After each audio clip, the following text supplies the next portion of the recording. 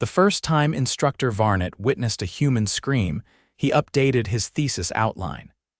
It happened on day 2 of the Intergalactic Physiology Immersion Program aboard the consortium's research vessel Leguer, which orbited low above Earth. Varnet, a third-pod scholar from the Vetran species, specialized in comparative neurosensory thresholds. His final thesis was titled The Paradox of Human Pain, Low Tolerance, High Exposure. The title had come to him after watching a documentary about humans willingly injecting ink into their skin while chatting about sandwich toppings. Now, standing in the observation gallery, Varnet tapped his recording panel with one long digit as the human subject writhed behind the reinforced glass. The subject, a volunteer firefighter named Carly Hensley, had just undergone a calibrated pain test involving thermal exposure to the outer thigh. Nothing permanent, nothing scarring, just a controlled surface burn. Subject exhibits vocalized distress at 4.2 seconds, Varnet muttered into the panel. Expected. Reflexively attempts to remove the thermal pad, also expected, shouting profanities at the technician. Unnecessary but enlightening. The other students, a mix of Grelt, Benuv, and one anxious Syrian who kept adjusting his ocular lens, scribbled notes or simply stared wide-eyed. The Grelt student beside Varnet leaned over, glancing at the reading. She is in pain. And yet continues to shout with full lung capacity. Should she not be conserving oxygen? Varnet gestured dismissively. Humans process pain through expression. It's part of their neurological coping. But she's insulting the technician's mother. Coping. They were halfway through the week's curriculum when the field assignment was announced. Varnet was among those chosen to descend to the human surface base in Colorado for direct observation. The base was a military medical facility that had agreed to host the alien researchers under strict supervision. You'll observe real-time trauma response, said the program director, a tall, translucent finned Zanari named Phenol. No interference, no intervention. And under no circumstances are you to simulate injury. The human military had agreed on one stipulation: no tests, no experiments. Observation only. Varnet found the base both underwhelming and confusing. Everything smelled of disinfectant and scorched coffee. Most humans walked briskly, their uniforms stiff and faces unreadable. The alien researchers were given a small observation bay with privacy glass and access to non-sensitive medical feeds. Varnet watched over 17 cases in 2 days, ranging from sprained ankles to a dislocated shoulder. The humans cried, gasped, gritted their teeth. Some cursed. Most did not. He was unimpressed. Then came Sergeant York Danner. It happened on a Thursday afternoon, just after the base's mess hall had finished serving something called Turkey Surprise. Varnet was observing an orthopedic evaluation when a red light blinked on the emergency panel. A field exercise had gone wrong. Live feed from the medevac drone was already playing. The camera showed a man being carried across a rocky incline by 2 others. His left arm dangled loosely, clearly misaligned. Blood soaked through the sleeve. Dirt streaked his face. He was laughing, not chuckling, not smiling, laughing. The kind that bent his body forward and made the 2 soldiers carrying him pause in confusion. Varnet leaned closer to the screen, eyes narrowing. Is that man neurologically compromised? The technician beside him snorted. Nope, that's Danner. He's just like that. The medevac drone followed them into the on-base trauma center. The feed cut to the medical bay where Sergeant Danner was being prepped. His face was red from exertion, the corner of his mouth split, but he kept grinning. York, one of the medics said, we're going to need a scan. You might have a fracture. Might, Danner grinned. I heard it snap, Doc. It sounded like a damn tree branch. You're bleeding. Sit still. York sat, holding his broken arm with the other. His leg bounced restlessly. I told Mendez not to sprint down the ridge, but does he listen? Nuwu. And when he eats it face first, who has to dive and grab him before he slides into a ravine? Me. Another medic peeled back the torn fabric. The arm was swollen, the wrist clearly deformed. "York, buddy, we gotta run this through the scanner. Could be a compound fracture." "Yeah, I figured. Can you scan fast so I can get back before dinner ends?" "I think they're serving those mystery meatballs tonight, and I've got a bet going with Blake about what animal they used." "York, shut up and breathe." Varnet watched all of it. The scanner confirmed a fracture in the radius and ulna, dislocated wrist, and possible ligament tearing. York didn't flinch when they moved his arm. He winced once, then cracked another joke about the adhesive on the monitor pads. Varnet recorded everything. His claws hovered over the panel. Subject has sustained compound fracture with associated ligament trauma, minimal vocal expression of pain. High motor coordination intact. Cognitive functions fully engaged. Subject is, he paused, laughing. The next morning, Varnet requested access to interview the subject. After some negotiation with the base commander and a signed waiver from York himself, the request was granted. It was the first time Varnet had been this close to an injured human. York sat upright in a recovery chair, arm immobilized in a brace and elevated on a pillow. He looked tired, but alert. When Varnet entered, he gave a small salute with his uninjured hand. "Alien Professor Wright? I am Varnet from Vetra. I study nociceptive response." York blinked. "You study pain?" "Yes." "Well, you came to the right place." Varnet hesitated. "You are still in pain, yes?" "Yup," York said, flexing his jaw. "Feels like someone's jamming a red-hot fork into my elbow every few seconds." Varnet didn't understand. "And yet you laughed during extraction." "Oh, that." York leaned back. "Yeah, I don't know, it was funny. Mendez's face when he slipped looked like a cartoon. Then I heard the snap and figured, hey, at least I'll get a break from drills." "You find humor in trauma?" "No, I find humor in the timing. The pain sucks, but I can't change that. Laughing's just better than screaming." Varnet tilted his head. "But screaming is natural." "It is a reflex. So is laughter." They were silent for a moment. York shifted slightly in the chair, wincing, then let out a slow breath. "Look, I don't want to sound like a lunatic. I'm not superhuman or anything. That arm hurts like hell. It's going to take months to get full strength back. But when you're stuck on a mountain and your arm's dangling and your buddy's panicking, you either break down or keep it light." "You laugh to keep him calm?" "Yeah, I figured if I looked okay, he wouldn't freeze up." Varnet stared at him. "You used laughter as an analgesic placebo." York grinned. "That's the fanciest way anyone's ever said I cracked a joke." Varnet left the room deep in thought. That night, he rewrote his thesis title, "The Human Pain Threshold: Adaptive Responses Beyond Neurological Logic." Over the next 10 days, York's injury was managed with immobilization, anti-inflammatory medication, and scheduled physiotherapy. Varnet visited often, requesting updates. York allowed it, occasionally making fun of Varnet's note-taking or asking if alien pens were edible. "What's the weirdest thing you've seen so far?" York asked once, grimacing as he adjusted his sling. "A female subject who insisted on delivering twins without analgesia. She bit her own tongue to distract from the contractions." York whistled. "Hardcore." Varnet paused. "She named one of the infants after the attending nurse. The other she named Painkiller." York laughed until his arm hurt again. By week 4, York's cast was replaced with a rigid brace. He began light mobility exercises. Varnet watched him grimace through each one, sweat dripping from his brow, but he never asked to stop. "Pain's just information," York said during one session. "You can't ignore it, but you don't have to obey it either." Varnet recorded that verbatim. The final assessment came on day 31. York performed a grip test using his healing arm. The device beeped once weak, but measurable. The medic nodded approvingly. 3 more weeks, then we can talk strength training." York leaned back, exhaling slowly. "I'll take it." Varnet approached him afterward. "You have taught me more than any simulation could," York chuckled. "Glad I could be your science project. I would like to include your account in my thesis." "Sure, just don't call me Subject 2, use my name." I will, York Danner, soldier. Laughed through a broken arm.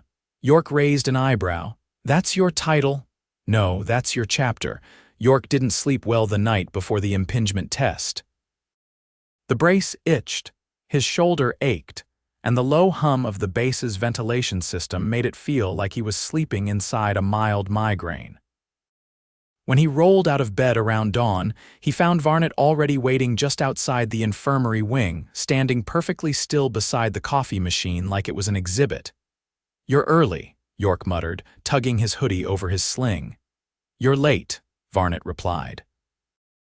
"The schedule indicated you would begin range of motion diagnostics at sunrise."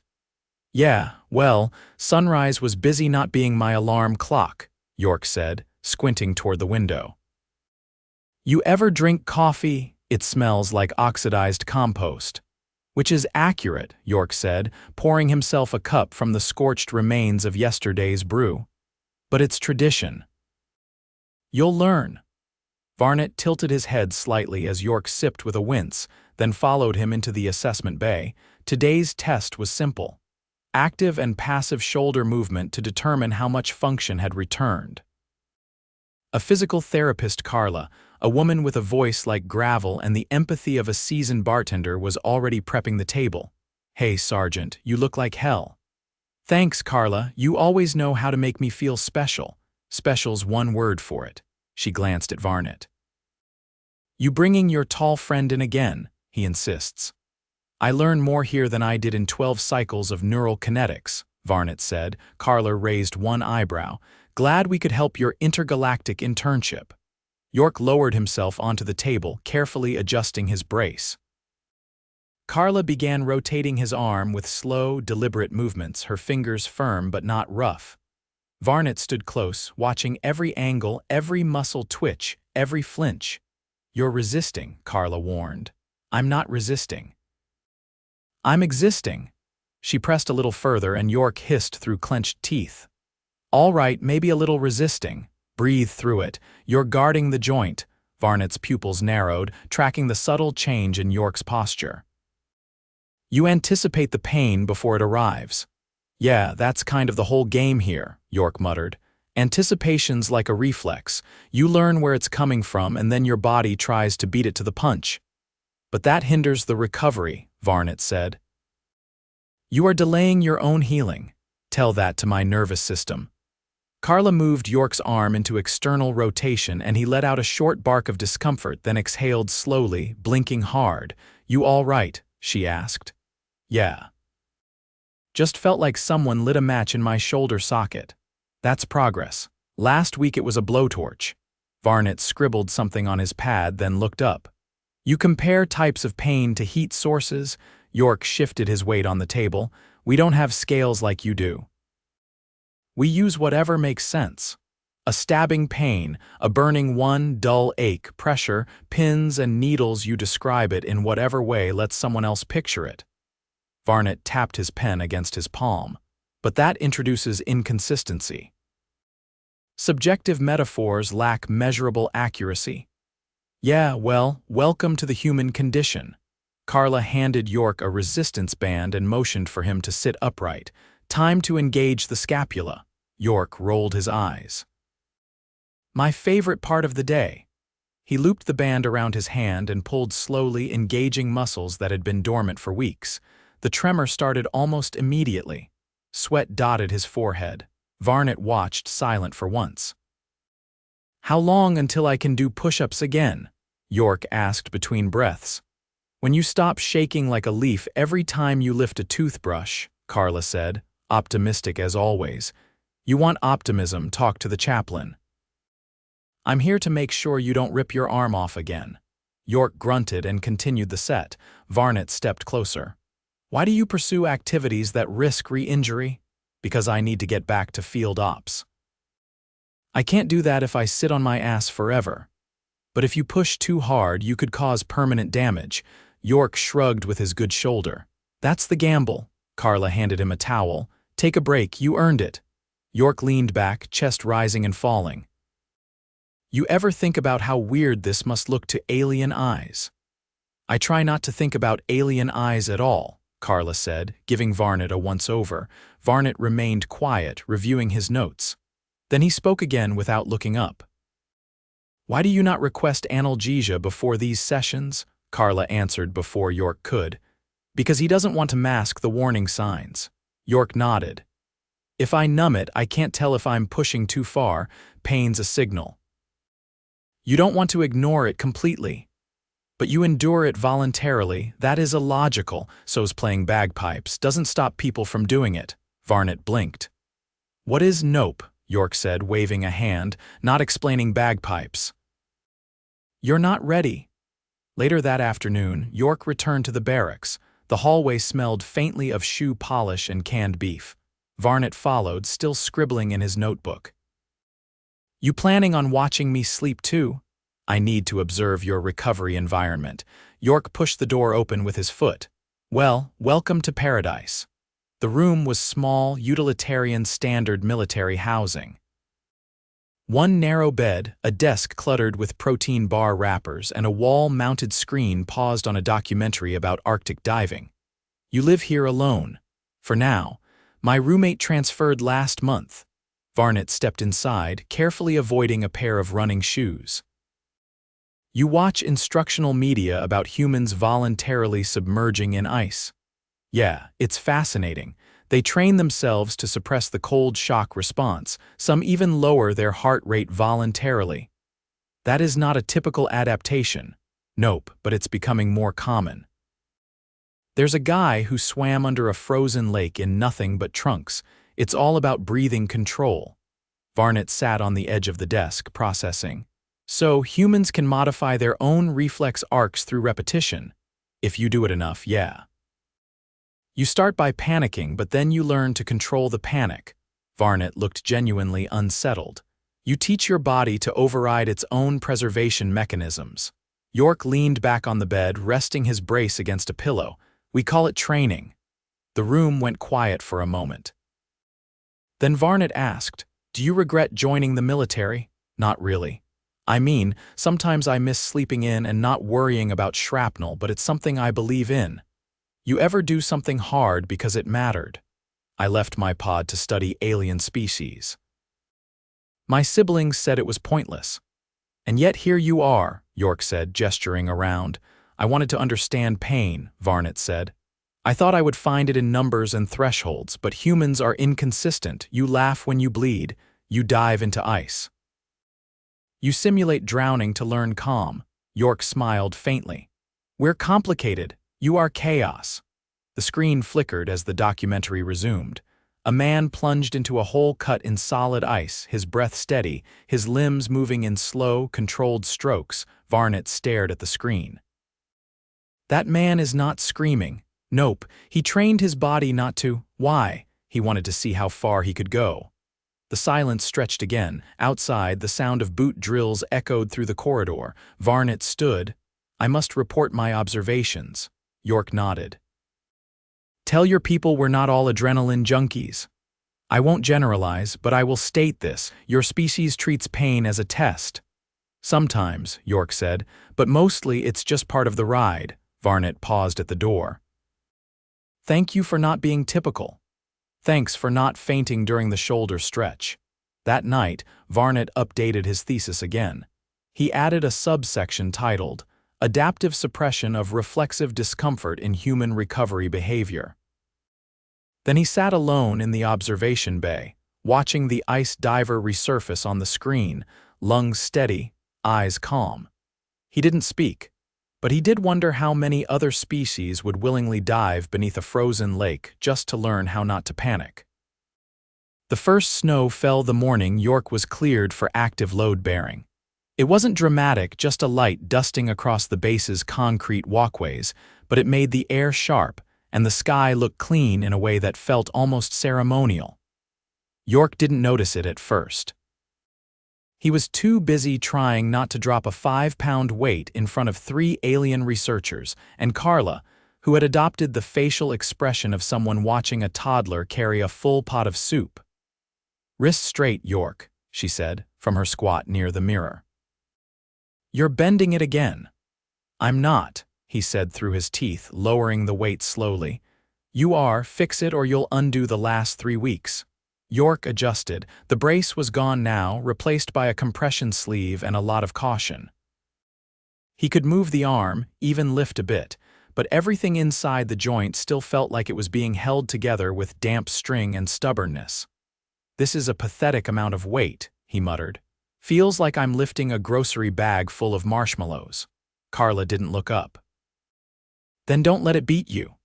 Varnet stood to the side, flanked by 2 other veteran students who had arrived from their orbital pod the previous night. They were younger than him, their fronds still faintly translucent.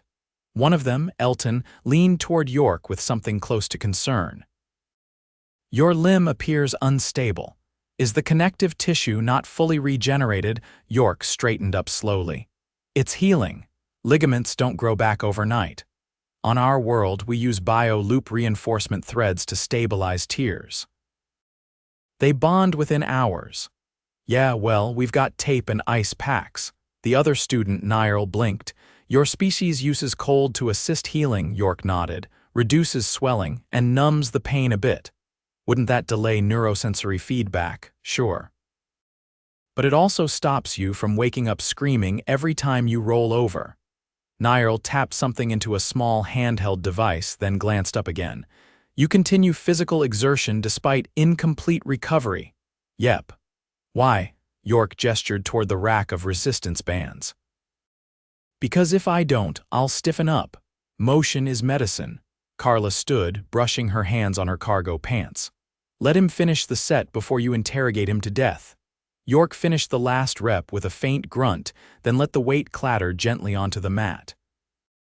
He flexed his fingers, testing the range. Still tight, still sore, but not worse. That counted for something. "I miss lifting real weights," he muttered. "You'll get there," Carla said. "If you stop trying to jump ahead." Varnet stepped forward, glancing at the mat. "Why do you continue to push at the edge of re-injury?" "Because staying still's worse," York said. "You ever sit still too long after an injury? The joint tightens, the muscles forget what they're for. You rest too much, you lose what you're trying to save." Elton looked almost offended. "But rest is essential. Our recovery protocols center around immobilization." "Yeah, well, humans stiffen up like rusted hinges. If we don't move, we seize."